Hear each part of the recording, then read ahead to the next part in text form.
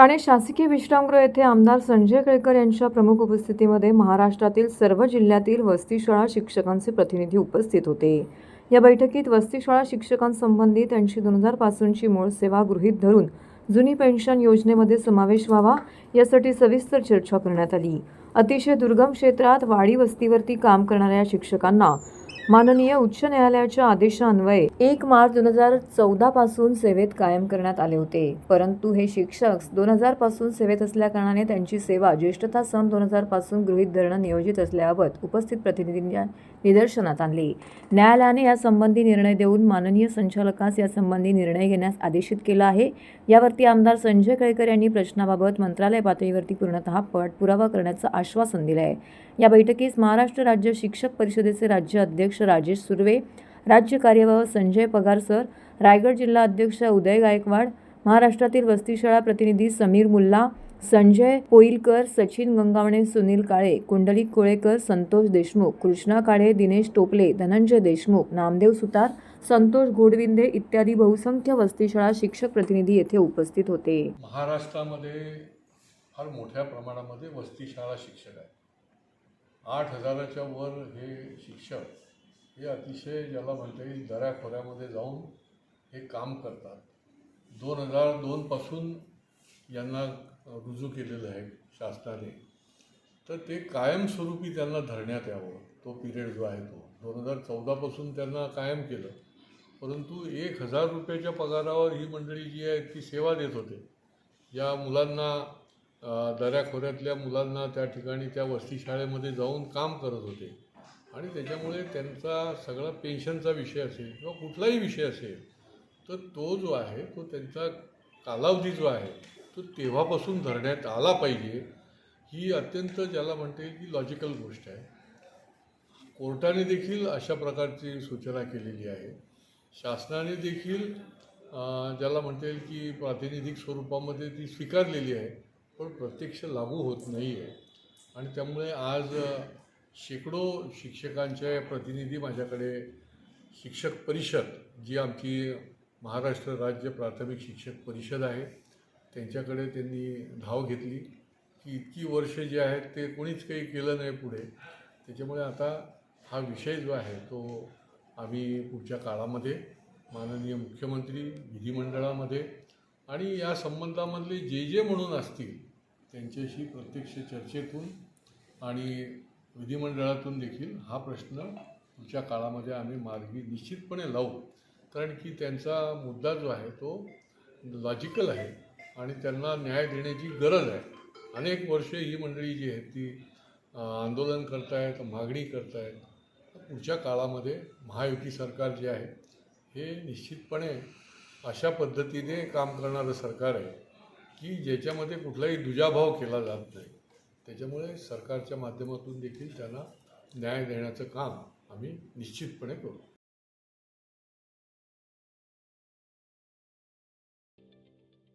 ठाणे महानगरपालिकेचे मालमत्ता कर म्हणजेच प्रॉपर्टी टॅक्स भरण्याचे आवाहन।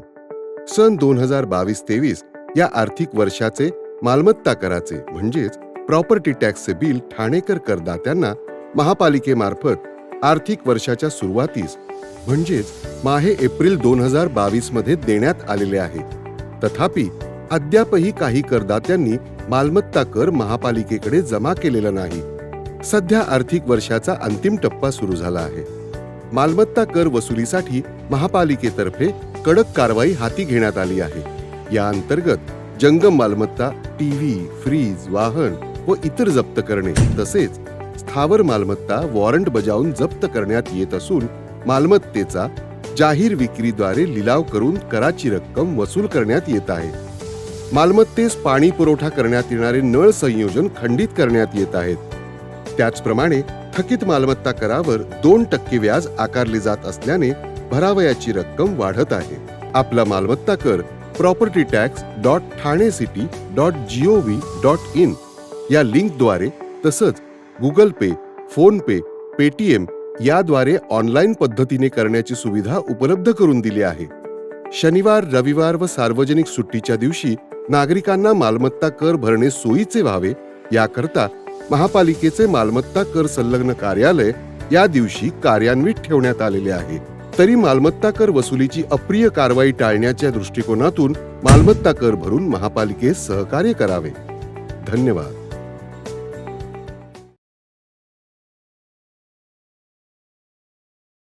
भाषा आणि माणसांविषयीचा आदर वाढवायचा असेल तर आपल्याला चांगले लिहिता आलं पाहिजे, चांगलं वाचता आलं पाहिजे, चांगलं बोलता आलं पाहिजे. ज्याला हे साध्य होते त्याला वेगवेगळ्या भाषांचा आनंद घेता येतो. भाषा हे माणसांमधील आदर वाढवण्याचं महत्त्वाचं साधन आहे, असं प्रतिपादन आंतरराष्ट्रीय ख्यातीचे सुलेखनकार अच्युत पालव यांनी केलं. मराठी भाषा संवर्धन पंधरवड्याच्या निमित्ताने पालव यांनी ठाणे महानगरपालिकेच्या मुख्यालय येथे सुलेखनाचे प्रात्यक्षिकं सादर केली. यावेळी अतिरिक्त आयुक्त संदीप माळवी यांच्या हस्ते अच्युत पालव यांचा सत्कार देखील करण्यात आला. यावेळी अतिरिक्त आयुक्त प्रशांत रोडे, उपायुक्त उमेश बिरारी उपस्थित होते. मराठी भाषा संवर्धन पंधरवड्याच्या निमित्ताने ठाणे महानगरपालिकेने विविध कार्यक्रमांचं आयोजन केलं आहे. नरेंद्र बल्लाळ सभागृहामध्ये आंतरराष्ट्रीय ख्यातीचे सुलेखनकार अच्युत पालव यांच्या सुलेखन प्रात्यक्षिकांचा कार्यक्रम झाला. त्याला महापालिकेच्या अधिकारी आणि कर्मचाऱ्यांनी उत्स्फूर्त प्रतिसाद दिला. कागद, रंग, सुलेखनाची साहित्य आणि जोडीला खुसखुशीत शब्दातील विवेचन असं पालव यांच्या कार्यशाळेचं स्वरूप होतं. मराठी शब्दांचे वेगवेगळे विभव पालव यांनी त्यांच्या वैशिष्ट्यपूर्ण शैलीमध्ये दाखवले. सुलेखनासाठी आवश्यक असणारी साधने, लेखणी, रंग याविषयी देखील त्यांनी उपस्थितांना मार्गदर्शन केले. सुलेखनातील सरळ रेषांचा सराव हा माणसाच्या मनातील तणाव दूर करणे, दोन माणसांमधील किती अंतर असते याचं भान दर्शवतं. शिस्त आणि एकाग्रताच्या माध्यमातून सुलेखनातील आकार साकारतात, असं पालव यांनी स्पष्ट केलं. मराठी अक्षरे, नावे, गाणी आणि यांच्या ओळी सुलेखनातून पालव यांनी साकार केल्या.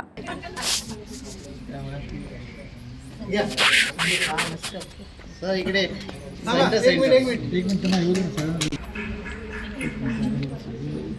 आता माझं नाव सर आता माझं नाव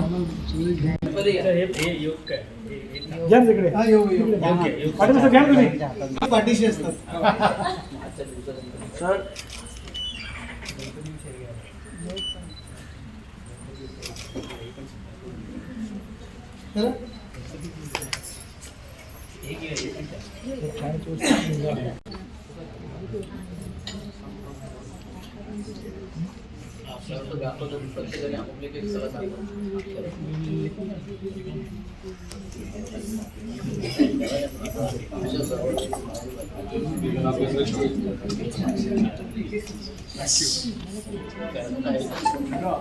अमूल्य ठेवाय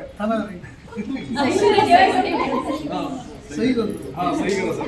थँक्यू. आता द्यावं लागेल. नाही बाबा, माझी अर्चना होणार नाही.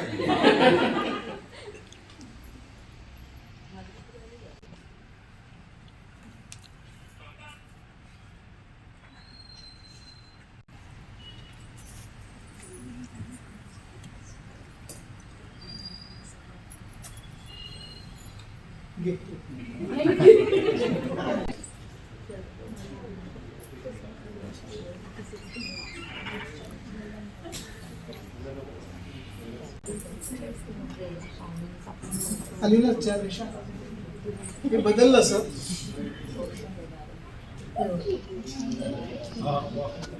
1 2 3 4 5 6 7 8 9 10. एका टीम मध्ये किती काम करता येतं असं केलं. परत मी याला असं केलं, म्हणजे शेवटी कसं ह्या टाइमपास करता करता एक छान डिझाईन झालं ना.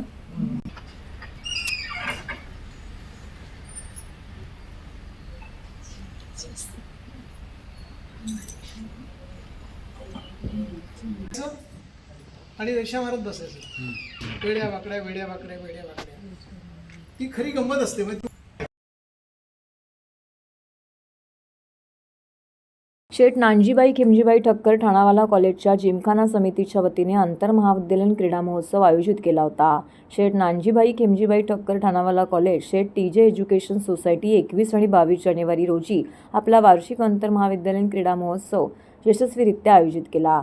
40हून अधिक महाविद्यालय तर 400हून अधिक विद्यार्थ्यांनी याच्यामध्ये सहभाग नोंदवला. या कार्यक्रमात इंडोर आणि मैदानी अशा दोन्ही प्रकारच्या स्पर्धात्मक खेळांची श्रेणी दर्शवली गेली. इंडोर गेम्समध्ये कॅरम, बुद्धिबळ, टेबल टेनिसचा समावेश होता. पुरुष आणि महिला अशा दोन्ही प्रकारांमध्ये या स्पर्धा संपन्न झाल्या. मैदानी खेळांमध्ये क्रिकेट आणि हँडबॉल यांचा समावेश होता. 2 दिवस चालणाऱ्या या महोत्सवामध्ये संपूर्ण प्रदेशातील विद्यार्थ्यांचं क्रीडा कौशल्याचे प्रदर्शन करणाऱ्या उत्साही सहभागाचा साक्षीदार झाला. उद्घाटन समारंभास मुंबई विद्यापीठाचे क्रीडा संचालक डॉक्टर मनोजेंद्र रेड्डी, प्राचार्य डॉक्टर दिलीप एम पाटील, उपप्राचार्य डॉक्टर मनोशी बागची, क्रीडा संचालक वैभव पवार, जिमखान्याचे प्राध्यापक इत्यादी मान्यवर उपस्थित होते. किरण मोरे ज्यांनी सर्वांचे खेळाच्या वाढीसाठी आणि विद्यार्थ्यांच्या सहभागासाठी आपला पाठिंबा इथे व्यक्त केला. या फेस्टिवलच्या माध्यमातून शैक्षणिक समुदायांमध्ये शारीरिक तंदुरुस्ती आणि सांघिक कार्याचं महत्त्व बळकट करून सहभागींमध्ये खेळाडू वृत्ती आणि सौहार्द वाढवण्याकरिता एक उत्कृष्ट व्यासपीठ प्रदान केलं. NKT कॉलेज आणि आयोजित केलेल्या क्रीडा महोत्सव या कार्यक्रमासाठी आज उपस्थित होतो.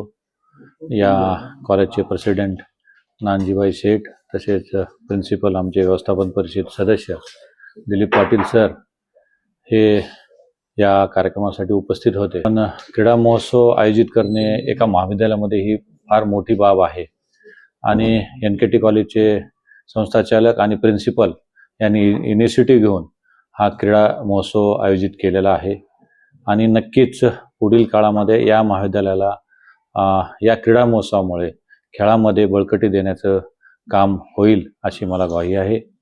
धन्यवाद. जय भगवान. हमारे यहाँ बॉम्बे यूनिवर्सिटी के तरफ से ये कला महोत्सव बहुत महत्व का कार्यक्रम बॉम्बे यूनिवर्सिटी ने दिया था और उसमें मुख्य अतिथि मनोज भाई रेड्डी करके आए थे. डायरेक्टर है बॉम्बे यूनिवर्सिटी के, स्पोर्ट डायरेक्टर है, वो भी छोटी बात नहीं है. वो आए थे और विद्यार्थी भी हजारों की संख्या में थे और साथ साथ में अभी वो क्रिकेट और भी जो क्रीड़ा की खेल की रमत है, क्योंकि जनरल नॉलेज भी जरूरत है. शिक्षण का तो जरूरत है, उसमें दो मत नहीं है, मगर सरस्वती के साथ साथ में जनरल नॉलेज भी जरूरत है. और जितना जनरल नॉलेज लेगा उतना मुझे लगता है विद्यार्थी को फायदा होगा. क्योंकि आजकल तो नौकरी में भी पूछते हैं कि और क्या हॉबी है आपके पास. वो हॉबी होगी तो नौकरी मिलती है, खाली एकदम शिक्षण से भी नौकरी नहीं मिलती है. तो सभी ने ध्यान रखना चाहिए. पहले हम लोग गावड़े में भी खेलते थे और उसमें योगा है और कुछ भी है, तो खेलने से क्या होता है, शरीर भी अच्छा होता है और साथ में तंदुरुस्ती रहती है और साथ साथ में शिक्षण को भी प्रभाव पड़ता है उसका.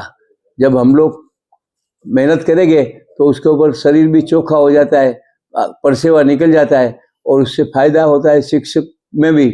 और साथ में कला में तो फायदा है ही कि जिससे अपना शरीर एकदम साफ रहता है और एकदम तंदुरुस्ती आ जाती है, तो उसका बहुत फायदा होता है. तो ये हमारे कल भी 2 दिन के पहले भी कला महोत्सव हो गया, उसमें 1400 बच्चे ने भाग लिया, 50 कॉलेज ने. छोटी बात नहीं है, बहुत बड़ी बात है. कोकणी माणसाच्या जीवावरती कोकणातील 39 पैकी 35 जागा महायुतीने जिंकल्या. तेव्हा येणाऱ्या काळात कोकणातील खाद्यसंस्कृती, काजू, शेतमालाच्या उद्योगाला ग्लोबल मार्केट मिळावं यासाठी कोकणासाठी महामंडळाची फलश्रुती लवकरच दिसेल, अशी ग्वाही भाजपा प्रदेश कार्यकारिणी अध्यक्ष आमदार रवींद्र चव्हाण यांनी दिली. कोकण ग्रामविकास मंडळातर्फे ठाण्याच्या शिवाईनगर उन्नती गार्डन मैदानामध्ये आयोजित मालवणी महोत्सवामध्ये नागरिकांनी मोठ्या संख्येने उपस्थिती लावून या महोत्सवाचा आनंद घेतला. मालवणी महोत्सवाला सायंकाळी भाजपाचे प्रदेश कार्यकारिणी अध्यक्ष रवींद्र चव्हाण यांनी भेट दिली.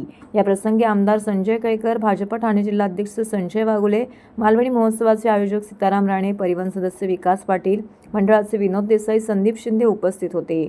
यावेळी या महोत्सवातील विविध स्टॉल्सला त्यांनी भेट दिली. यावेळी त्यांनी तत्कालीन मुख्यमंत्री कोकणाच्या विकासासाठी एक महामंडळ स्थापन करण्याची आखणी सुरू केलेली आहे, असं त्यांनी म्हटलंय. येणाऱ्या काळात कोकणातील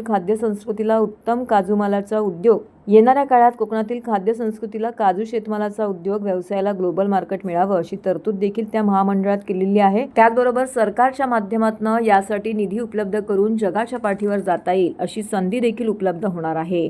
या महत्त्वाकांक्षी उपक्रमाला मुख्यमंत्री देवेंद्र फडणवीस, उपमुख्यमंत्री एकनाथ शिंदे आणि अजितदादा पवार हे तिघेही कटिबद्ध असून त्याची फलश्रुती लवकरच दिसेल, अशी ग्वाही रवींद्र चव्हाण यांनी दिली.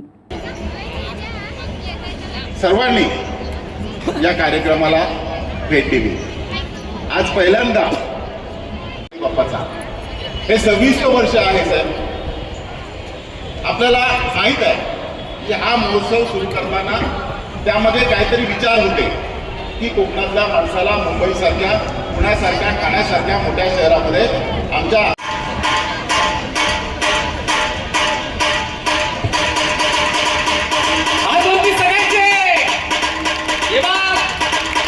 शाल आणि छोटेसं कपड्यात भेट देऊन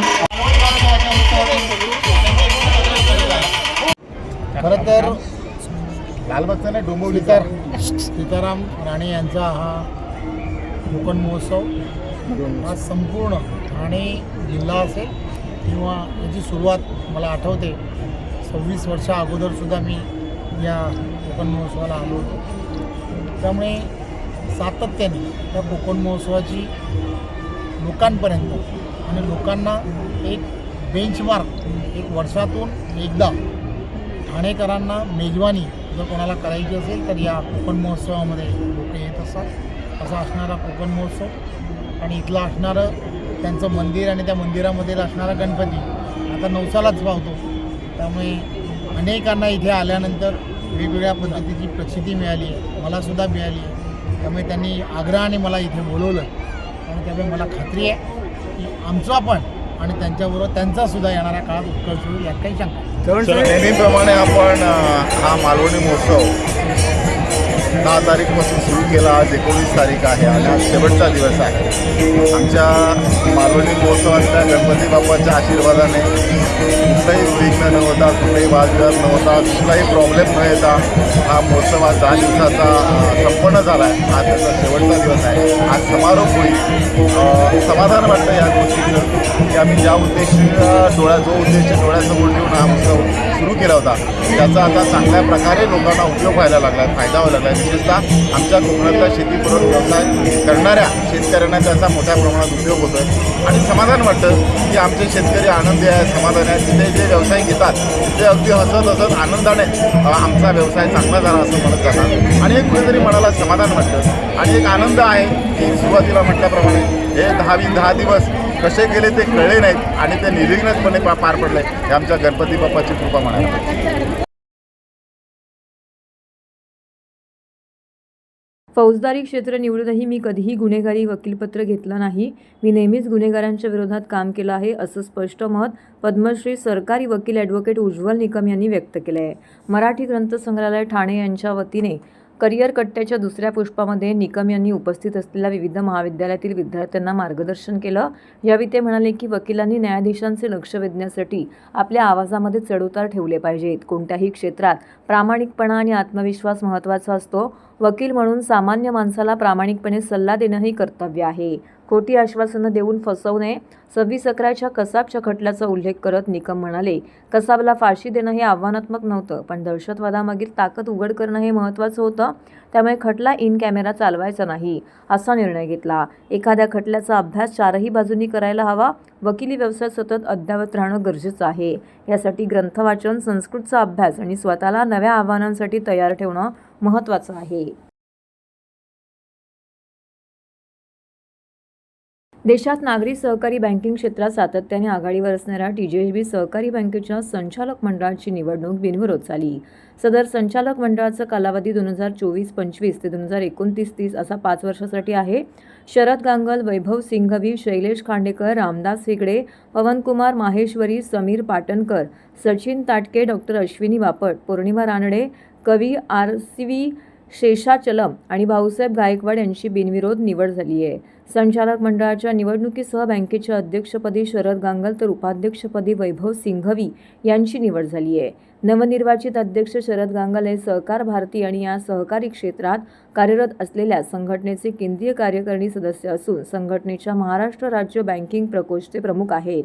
1984 पासून मनुष्यबळ विकास तज्ज्ञ क्षेत्रात कार्यरत असणारे Sharad Gangal Tata institute of social sciences या संस्थेतील ह्युमन रिसोर्स येथे स्टॉकहोम स्कूल ऑफ इकॉनॉमिक्सच्या व्यवस्थापन विकास अभ्यासक्रमामध्ये टॅलेंट मॅनेजमेंट या विषयावरती अध्यापन करत आहेत. शरद गांगल 1997 ते 2009 दरम्यान TJSB सहकारी बँकेत संचालक होते.